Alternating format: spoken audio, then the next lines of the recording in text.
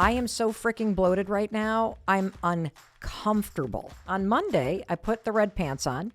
They felt great. On Tuesday, they felt great. Wednesday, they felt great. On Thursday, they felt great. Friday, not so great, everybody. I mean, this poor button is hanging on by a thread. I was just about to Google, how do you get rid of a bloat? 5-day reset. And I thought, Mel, what are you doing? Why don't you call Dr. Amy Shah? The biggest tip when you're feeling bloated or distended is... Hey, it's your friend Mel, and welcome to the Mel Robbins podcast.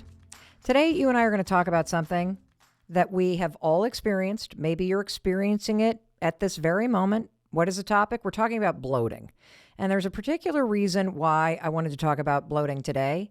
And the reason is simple. I am so freaking bloated right now. I'm uncomfortable. See, here's what happened. The last couple weeks, I have been on the road for work, and I've been going from one city to the next city, and I've been giving speeches and having business meetings, and it's been really great. And I want to tell you a little secret. This is like a travel secret, little travel tip, that when I travel for work, I always just travel with a carry-on. And you may be asking yourself, well, Mel, if you have been traveling for 2 weeks, how the heck can you go to multiple cities with a carry-on? Well, the secret is simple. I wear the same outfit to every speech and every business meeting. I swear to God, I travel with a uniform. And if you ever look at any of the stories on Instagram, you will notice, wow, Mel always has on the same pair of red pants and the black shirt whenever she's giving her speech. It's true. I have this stretchy pair of red pants that I love that are made out of polyester, and I have this great black Oxford shirt that is also made out of polyester, and I wear it on stage and I wear it to business meetings, and it looks fantastic. And the other thing that's fantastic about polyester is that when you get to a hotel room, if you hang a polyester pair of pants up in a shower and you run a shower, within about 15 minutes, the steam of a shower in a hotel room cleans it like a dry cleaner. Absolutely fabulous. So here I am, I'm on the road, and I've got my red polyester pants. And on Monday, I put the red pants on. They felt great. On Tuesday, I'm in Nashville to give a speech, put the red polyester pants. They felt great. Wednesday, put the red polyester pants on in Chicago. They felt great. On Thursday, I put the red polyester pants on in Orlando for a speech. They felt great. Friday, when I put the red polyester pants on, not so great, everybody. I mean, I couldn't button them. And when I looked down, I realized I have the pants here. You can see them if you look at YouTube. This poor button is hanging on by a thread for dear life. Like, I'm talking, it has a singular thread because the tension on the waistband on this poor little button over the course of the last week has basically acted like a saw, slowly sawing apart the threads that were attaching the button to the pants. That button was the hardest working person in my company for the last 5 days. And I don't know what happened, because I take care of myself when I'm on the road. It's not like I'm downing Jim Beam or I'm like out late. I get a great night's sleep. I travel with friends. We're having a lot of fun. I love what I'm doing, but I kid you not. I will show you photos of me on that Friday. I look like I'm in the second trimester of a pregnancy.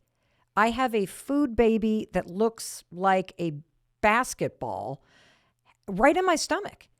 And here's the thing. I know that I didn't gain weight. I mean, because you can't gain 7 to 10 pounds in 5 days. But somehow I gained the equivalent of that in bloating. And so I finally got home here and I'm like, I have to figure out what to do, because I am either going to be belching for 2 weeks or farting this out. And neither one is a great option. And I feel terrible. And I don't want to wear sweatpants for the next, 4 weeks while I'm waiting for the bloating to go down. And so I was just about to Google, how do you get rid of a bloat? 5-day reset. And I thought, Mel, what are you doing? Why don't you call Dr. Amy Shah? I mean, Dr. Amy Shah, as you probably know, if you're a listener to the Mel Robbins podcast, she's been on this twice before. She is a double board certified medical doctor in the field of allergies, immunology, and internal medicine.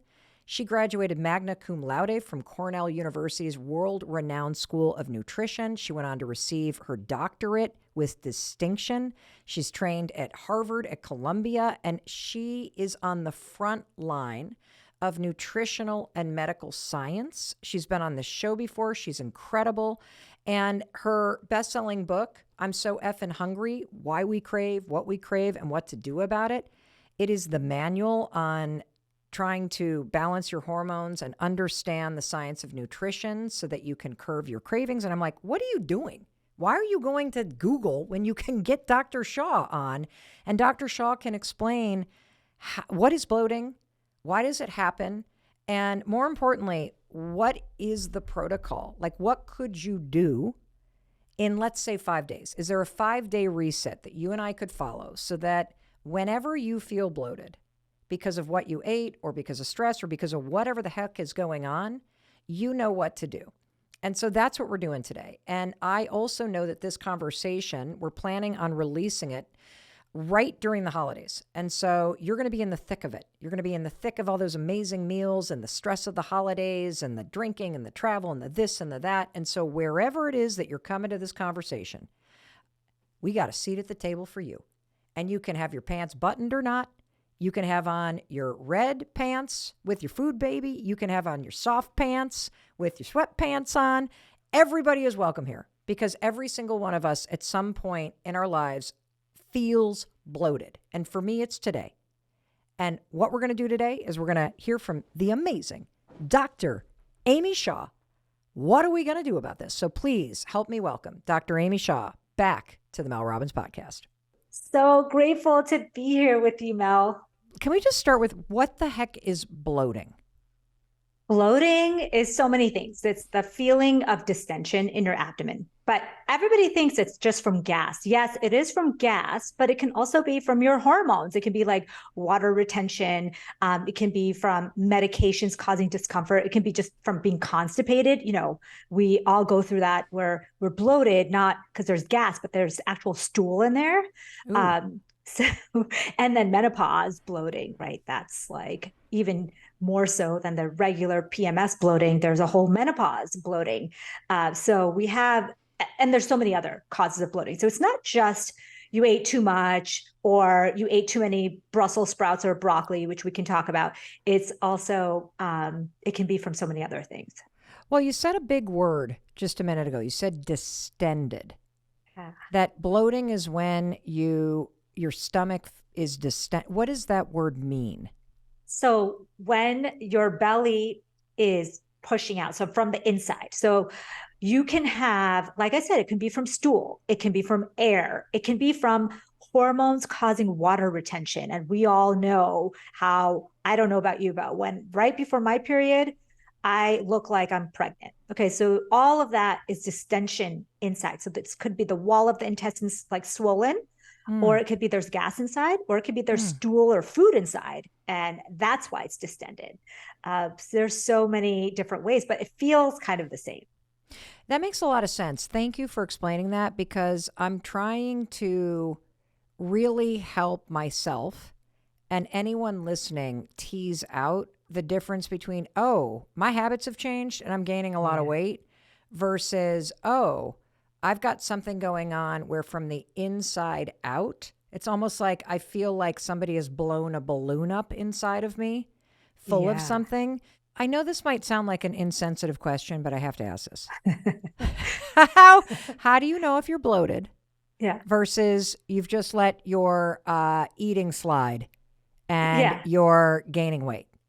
Yeah, it's hard to tell sometimes the difference, right? Because, you know, you go on a week-long binge, it's say the holidays or you're on vacation and you come back and it's almost like a combination of multiple things. You're retaining water because you traveled a lot, you drank a lot, maybe you ate a lot of salt, and then your gut bacteria are mad at you. Remember, there is this world that lives inside your gut called the microbiome, and they're just mad and they're producing all this gas to let you know that they're mad.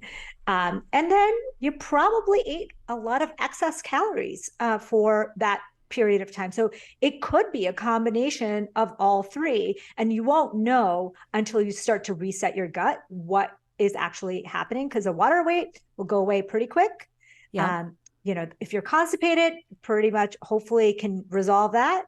And then once you get your diet back on track, you might notice that the scale is starting to go down. So all of these things start to resolve themselves together. Why don't I back up a minute? Because here's what I'm starting to wonder.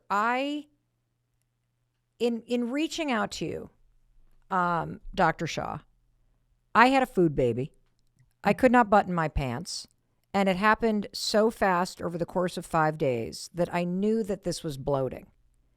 But can you explain what are the symptoms that might surprise someone to hear that you may be bloated and dealing with extra gas or really mad gut bacteria? You're burping a lot. Obviously farting, because Yep. farting and bloating go really hand in hand. You're constipated.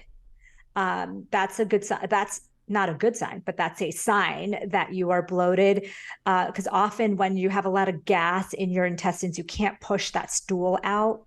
And you might not just be bloated in your gut. You might be one of those people who's retaining fluid everywhere. Have you ever had that issue where your rings don't fit anymore, or your bracelets get tight, or your shoes feel like they're like getting tight?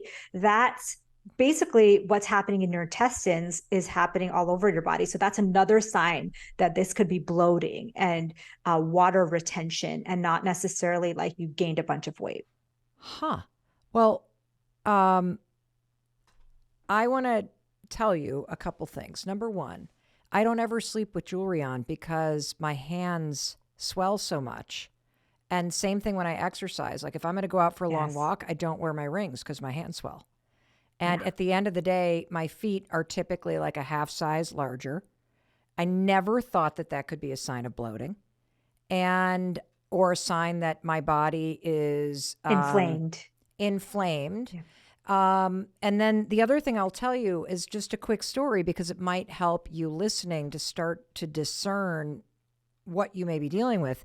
I'd say about 6 years ago, when our daughter Kendall was in high school, she always was a big burper, like just these deep, just loud kind of burps. And she was such a little thing that it was so shocking how loud these burps were. And it was almost like a joke in our family, like, Kendall.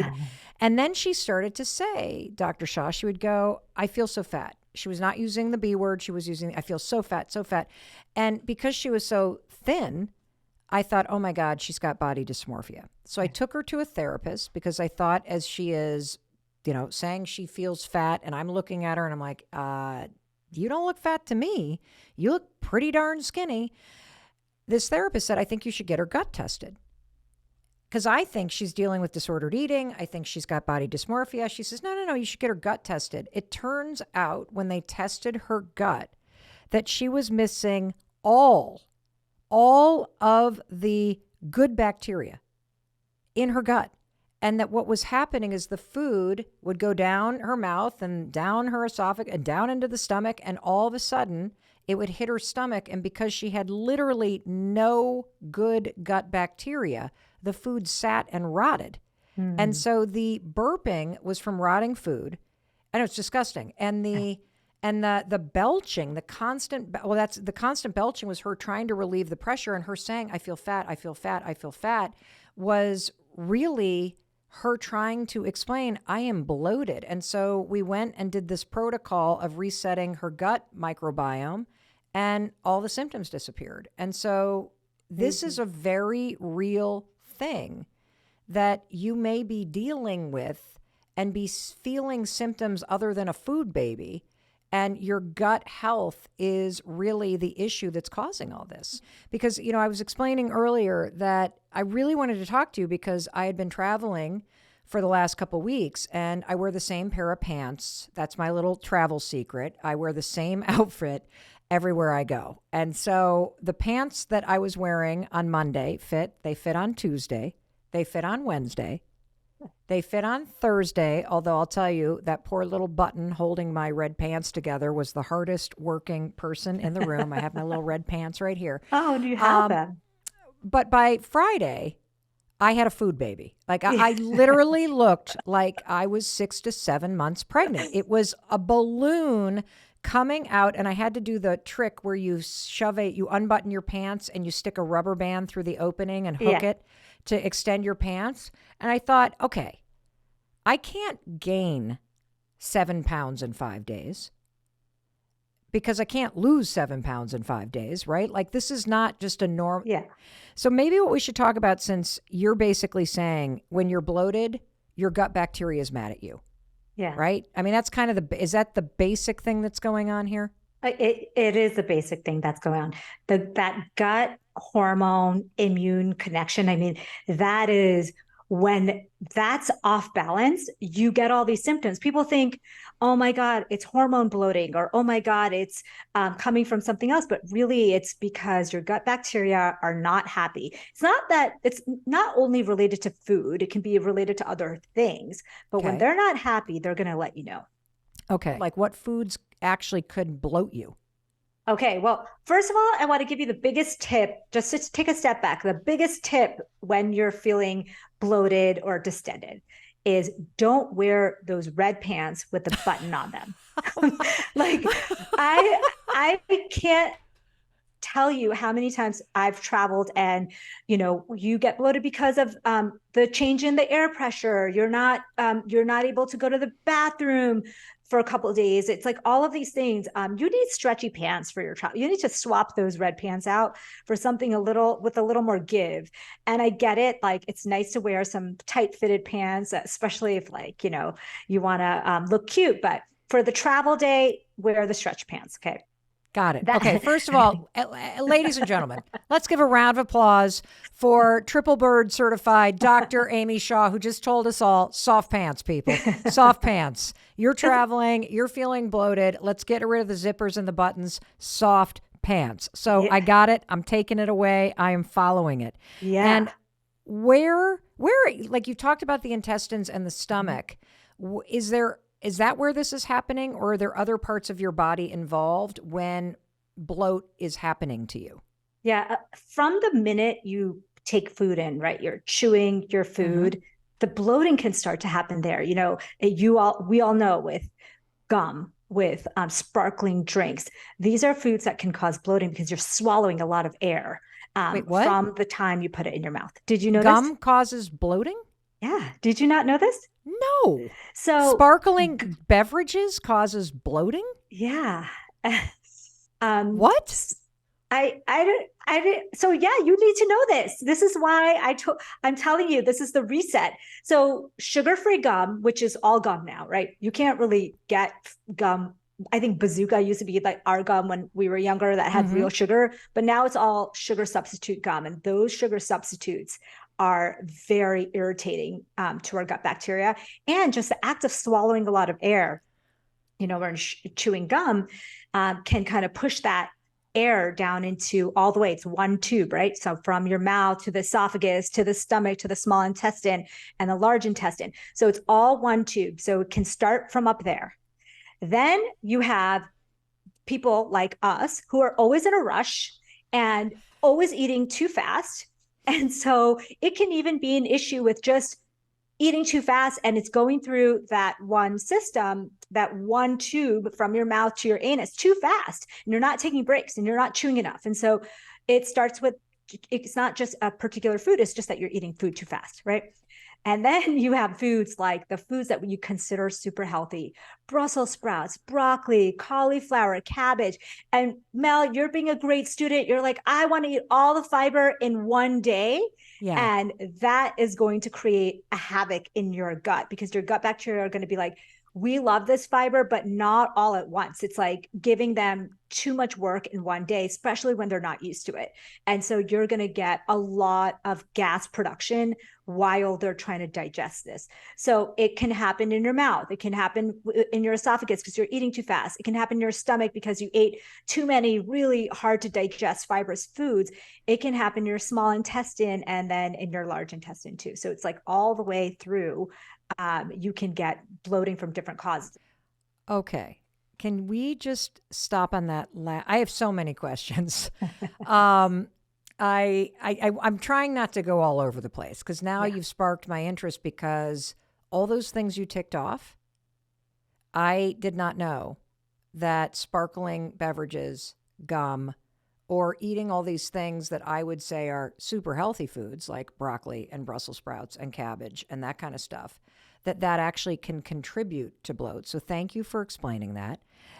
I want to focus on the foods that you just mentioned: cabbage, broccoli, and Brussels sprouts. Let's just call the trifecta right there, because if I hear you correctly, you're basically saying if you're already bloated and you throw that into your system, you're going to literally inflate the balloon even more. Yes. However, when you debloat and you get your gut back into balance so that your gut bacteria aren't mad at you anymore, introducing those into your diet, not as a smorgasbord, but as part of what you're eating, is part of keeping the gut bacteria healthy. Is that correct? That's right. So if you're at a party and there's this like raw cruciferous vegetable plate, I don't know if you've ever seen, like, I don't know why people. Cruciferous? What is that? Those are that's the family that we're talking about: the cauliflowers, the broccoli, the Brussels sprouts, the cabbage. So a lot of times those four are related. So they're like siblings, the cruciferouses. Cruciferous family, and they have these amazing sulfur compounds that are so good for like cancer reduction and inflammation reduction. So they're like powerhouse vegetables. But often at a party, they're like on a tray, like raw, right? Yes. And I don't know about you, but I have had a few too many of those at once, and you definitely feel it. So what I would say, if you're already bloated, don't go to the raw vegetable tray and pick up the cauliflower and the broccoli, because you're just going to really hate yourself later that night, because it's going to start to digest and produce all this gas. And I'll tell you who else is going to hate you. The person you're sleeping next to, because you're going to be lifting the sheets up as you're farting so you don't create like a hot box in there. But you know what's great about you telling us that is because if I'm feeling uncomfortable in my pants, and if I'm feeling bloated, especially, if you're in like wedding season or the holiday seasons, or you're on a vacation, I would walk up to a raw vegetable plate and I would go, oh, I should clearly have some broccoli and some cauliflower because I feel bloated right now. And I didn't know until you just said it, that would literally stoke the flames and make me feel worse if I'm already feeling bloated and my gut bacteria is mad. So what do I eat instead? Okay. And then I want to tell you another one. That will do the same thing. So say you're at a party and you wake up the next day and you're like, oh, I feel so bloated. I feel hungover or whatever. I feel bad. And you take a whole bunch of ibuprofen or aspirin, right? That is going to make you more bloated. And a lot of people, this is my morning routine after a party. What are you talking about? So medications are a big cause of bloating, especially NSAIDs. So for what's an NSAID? What do you mean an NSAID?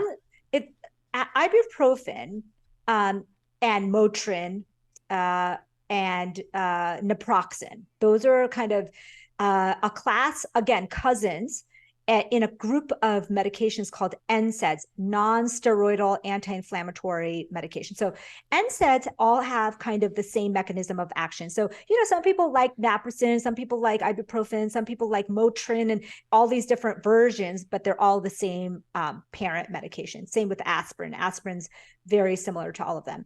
But their side effect is bloating. And so you ate a bunch of cruciferous vegetables, you took a bunch of ibuprofen, and it's the week before your period, and then you wake up and you're like, oh my God, I look 6 months pregnant. And that's what is happening. And so I'm going to tell you what you need to do to kind of reset that. Thank God. I hear a lot about gluten and bloating. So is there a connection? Like, what are the foods other than the cruciferouses that you just explained? What are the foods that tend to cause bloating in people? Gluten is definitely one of them. I mean, we all know there's so many people out there who feel bloated when after pizza and bread and pasta. And sometimes it's not necessarily a gluten. Like you can have a sourdough bread and be okay, but you have, pizza and you're not. So it's not necessarily sometimes the gluten itself, but the way it's prepared. There's also, I think 68% of the world population is lactose intolerant. What does And that mean? that means that when you eat dairy foods, you get bloated because your body can't break down the lactose sugar. Oh, I don't know. Are you one of those people? So everybody's I have different, no right? idea. So 68% of the world population, it can't digest a glass of milk or a big scoop of ice cream. They get bloated from it. What are some other like symptoms Yeah. or things that you've seen in helping people to reset their gut, Dr. Shah? Well, I talk about this all the time, but your mood and cravings has a huge connection to your gut. So we talk about this gut brain connection. And so just to bring it back to hormones again, is like, when you're bloated or it's right before your period, you feel bloated or you're in menopause, you feel bloated, but you also feel really like sad and you feel like, you're craving certain foods. And so what we're learning now is that this disordered gut bacteria that's happening, and for that, it's, hormone-based situational, but is disrupting things in our brain. And we have this gut brain connection. And so if you're feeling kind of down, fatigued, having cravings for strange things, that could be your gut bacteria talking to you and saying like, I don't feel good. And we're sending signals to your brain that we need to be healed. And Mel, nobody, even in modern medicine, this is not talked about. Very few people, when they go to the doctor and they say, I'm depressed, I'm anxious, I'm feeling tired all the time, very few doctors are going to be like, let's look into your gut health. Like it's not even, it's like, go, here's some medicine, here's some antidepressants, or go talk to someone. They don't even think that it's related, but it's completely related. I mean, we have study after study after study saying like, okay, take some fiber and all of a sudden people get improved cravings and mood, and, eat some fermented food and all of a sudden they feel better. So there's a huge connection with mood and feelings of anxiety. So, Dr. Shah, what foods make you bloated? So we talked about cruciferous vegetables, including your broccoli, Brussels sprouts, cabbage. Okay. We talked about artificial sweeteners like in your Diet Coke and in your gum, etc. Those are huge causes of bloating. We talked about sparkling drinks being a cause of bloating. We talked about dairy for so many people, gluten for so many people, high amounts of sugar for so many people. I actually, in my plan, like in my gut reset plan, I have every single person take out the foods that they think are triggering, like gluten, dairy, white sugar, and put themselves on a food elimination diet at least for a week, if not 4 weeks, to identify which foods are triggering your bloating. So for me, it was gluten and dairy and sugar. And for a lot of people, it is all three. But for some people, it's just one of the two. So for some people, it's all three. So you have to do a food elimination diet. Did you know, Mel, that food sensitivity testing is not validated? And all those tests that people get for food sensitivity, it's in 2023, we don't have a validated food sensitivity test. We can tell food allergies, like if you're going to have anaphylaxis to peanut, we have a test for that. But there's no test that's better than a food elimination diet for checking for your food sensitivities, the foods that are causing you to bloat. Let me see if I'm following you, because I was about to ask you, how would you know if you're lactose intolerant? How would you know if you are sensitive to gluten? Because you asked me, Mel, are you lactose intolerant? I'm like, I have no idea. I have whole milk in my coffee every morning. I eat cottage cheese. I love the, that SKYR yogurt. So I don't know. I'm ingesting this stuff. I don't burp afterwards. I don't fart afterwards that I know of. But so am I bloated by it? I don't know. So are you saying that the only way to determine whether or not you are getting bloated or triggered by certain foods is to eliminate them from your diet and then to see what happens when you add them back in? Yes, the gold standard for food related gut discomfort is to eliminate the foods and to add it back. When you add it back, that's really the test. I don't know if you've ever, gone a long time without eating, say, certain food, and then you add it back to your diet, and then you get like this huge bloating reaction. That's the sensitive food that you are eating. So you're only going to know if you're lactose intolerant or if you're not tolerant to dairy if you stop eating it and then you add it back and see what happens to you. That's like the gold standard for checking which foods that trigger you. So there's certain foods that trigger everyone, but there's certain food groups that trigger only few people. Like the insoluble fiber is like a thing that bloats everyone. What is insoluble fiber? So those vegetables that I was talking to you about, the raw vegetables. Yes. So they're made up of insoluble fiber. They have there's soluble fiber. So for example, things like baby spinach that's cooked really well, right? That has a lot of like soft fiber is how I would think about it. And it's easier to digest for the body. Whereas a raw broccoli or a cauliflower has a lot of insoluble fiber, and it's really hard for the body to digest, and it takes a lot of work. It's like marathon training. Like eventually you'll get there, but you don't want to start with huge amounts in the beginning. So, and then, alcohol. Let's talk about. Oh, do we have to? Come on, this is coming out during the holidays, Dr. Shah. Yeah, but I mean, no, seriously. No, let's talk about alcohol, because the truth is, I have this love-hate relationship with alcohol where I tend to go for periods where I don't drink at all, and I feel 1,000 times better, and I sleep better, and I know it's better for my health. And then particularly around the holidays or in the summer or, when we're celebrating something, I'll have a drink, and the next thing you know, I'm kind of sliding into drinking a little bit more frequently. And I definitely notice I don't sleep as well. I definitely notice that I'm tired in the morning.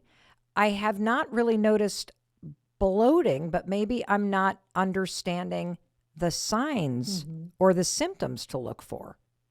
Well, let me tell you the problem with alcohol. The problem with alcohol is that, number one, a lot of us are ingesting it later in the evening. And so I told you that our body, just like our brain needs sleep, our gut bacteria need sleep as well. They need rest. If we're eating big meals and lots of drinks late into the night, you're already shortchanging your growth hormone, you're cleaning, all the things that happen during the night in your gut. And so you're just more likely to be bloated in general. It doesn't mean that every single person is going to wake up the next day bloated. It's just contributing to this overall circadian rhythm misalignment that we have in our world. People are going days without seeing natural light, and then they're eating really late at night with bright lights, right? Like we're in this world where our circadian rhythms are getting thrown off all the time. And one of the biggest causes of bloating is that we're eating late at night and we're drinking alcohol late at night. So not only does alcohol cause bloating, it also is usually consumed later in the evening, closer to bedtime for a lot of us. Now, there are people who have it earlier in the day. And I would say if you are going to have alcohol around the holidays and you are trying to, manage your bloating and just in general, better health, start earlier in the day. And that way your body has time to kind of metabolize it. It's not going to disturb your sleep as much, and it's not going to disturb your gut health as much. So what would be your recommendation for how much time you need between your last meal and your last drink with calories or sparkle in it, right? Whether it's alcoholic or not. And when you fall asleep, like, do you need like 3 hours, 2 hours, 5 hours? Like, what is going to help your gut process what you ate and drank, and then also get the rest that it needs, which helps your gut bacteria not be so mad at you. Yeah, exactly. Our gut bacteria are our biggest allies, right? We want them to be our friends, and we don't want to starve them to death and kill them in all these ways that we're doing. Fasting, at least circadian style, so something natural, like taking a break from food for 12 hours, which sounds like it's nothing, but most Americans are eating 16 hours a day and just taking a quick break for 8 hours or less. So we want to extend the time that your gut gets rest. So it might be 2 to 3 hours before bed, you stop eating and you're only drinking water or decaffeinated tea, that kind of thing, clear liquids. And then go 12, 13, 14. So maybe 6 p.m. to 6 a.m., 7 p.m. to 7 a.m. That would be ideal timings according to circadian rhythms. You just said that the average person is eating for 16 hours a day. And I stopped for a second and thought, oh my God, you're right. Because you start eating the second you wake up and you eat until you go to bed. And I've never heard anybody talk about the fact that we're eating for that long of a period of time. And I've noticed that whenever we talk about intermittent fasting or fasting for a 12-hour window as a health and digestion and a gut bacteria tool, people go crazy, right? Yeah. About, oh, yeah. But when you focus on the fact that it's not healthy to eat for 16 hours a day either, I mean, that was sort of a aha moment for me. Me too.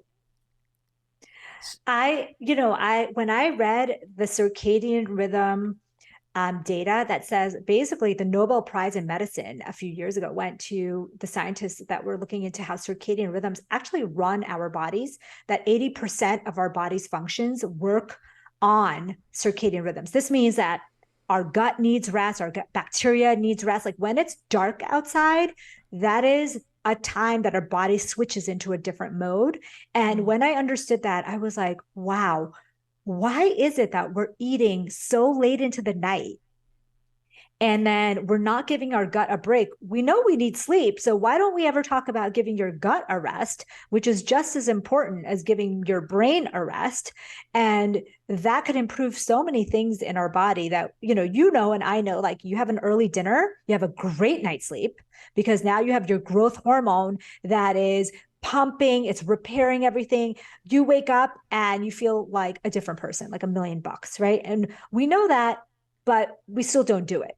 In America, at least, we don't do it. And so I think the circadian rhythm science is just going to get stronger and stronger because people just still are starting to understand what an impact that's going to have. Taking a break, just a break. It's not intermittent fasting per se. It's just being, it's how our bodies were designed. I mean, thousands of years ago, you didn't have Uber Eats to call at like midnight.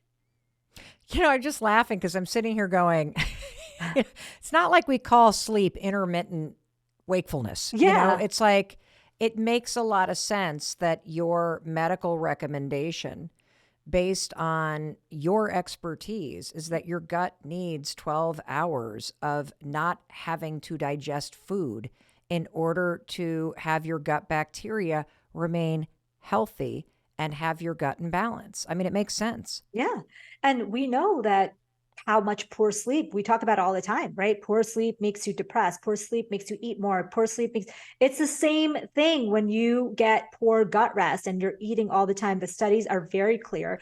Now, why intermittent fasting got such a bad rap is because the colloquial science, I don't want to say bro science, but the science, like the fitness world said, oh, if you want to do intermittent fasting, the way to do it is, eat late into the night and then don't eat all day. Don't eat till 12 or 1 or 2. And that's not been shown in the science to be helpful in weight loss. It's not been shown to be the way to do it in optimal health because our bodies don't work on that cycle. We are supposed to be eating during the wakeful hours. Now, that can be delayed. We don't need to eat first thing in the morning, but eating an early dinner and having the fasting start in the evening is something that I don't see a lot of fitness and, health influencers talk about, which is the way it's supposed to be done. We're supposed to give our body a time to digest. So we get better sleep, better growth hormone production, more rest to our gut so that we can wake up less bloated and we can be happier and healthier. I have this morning routine, the 3 Fs, okay? Every morning I wake up and I'm like, okay, fasting is number one. Have I fasted for 12 hours? If I haven't, I'm not going to have my first meal yet, okay? Because I might have stopped on some days later, 7:38. Right. And I might say I wake up at 6 and I'm like, okay, I'm not going to eat yet. I'm actually going to go exercise. So fitness is the second F. So fasting, fitness. And then when I'm ready to eat, it's fermented and fiber food. So those 3 Fs, fasting, fitness, and the food, those make up my morning routine so that I'm not as bloated. I fix my circadian rhythm so our gut bacteria are happy with us. And we start our day with something that is nourishing for that gut microbiome so that over days and weeks time, we can experience less bloating. We can have better body composition. Who doesn't want that? And better hormone health. First of all, I love it. It's super simple. Secondly, I love the fact that when you said fasting, you basically wake up when you wake up and you go, okay, wait a minute. I'm just not going to eat until I give my gut a 12-hour rest. And so even if you were at, like, let's say you were at a wedding or at a party last night and you were out and you stopped on the way home for some pizza, it was 11 o'clock at night, you're sound asleep by midnight. When you wake up at 9 o'clock in the morning, ask yourself, okay, first F is fasting. 12 hours would be that I don't have my first meal until 11 o'clock this morning. And then you said fitness, which is how much fitness? How long do you need to exercise? Can it be a 10-minute walk? Can it be anything? Like, what is fitness for you? Fitness for me for the morning routine is anything. So total in the day, I want to get about 30 minutes. You want to get 30 minutes of sunlight, of movement. So the best way to get this done and over with and checked off is go for a 30-minute walk and you're done. Yep. And it makes so much sense because our bodies are designed to see light in the morning. We're seeing now, you see all these research coming out about how important it is to get natural light. You just check it all off in one walk because the gut bacteria, did you know that the best probiotic, the best debloating is actually exercise? Because exercise I did not know that. Exercise. I didn't know that. Like, because I was just about to ask you, how does taking a walk for 30 minutes outside stop bloating and help my gut bacteria be happy? How does that help? So just like your gut bacteria need sleep, like I said, they're like organisms, live organisms, and they need rest. They also love when you get sunlight and when you exercise. It makes them very happy. They do this crazy dance that produces these chemicals in your body called short chain fatty acids. They go all over the body. They calm your inflammation. They make you happy. It is the best probiotic you could ever take. That's so cool. I know. That is so cool. We're trying to produce short chain fatty acids through so many different things. Like everyone's like, take this pill to produce short chain fatty acids. Do this. All we have to do is exercise and sunlight, and look, all of a sudden our body produces it for ourselves. Well, the other thing that I like about what you're saying is the second that you said your gut bacteria is mad at you. And if I think in simple terms, which I like to do, because if a concept is simple, I can apply it to my life, right? When you tell me the game here, everybody, is make your gut bacteria happy.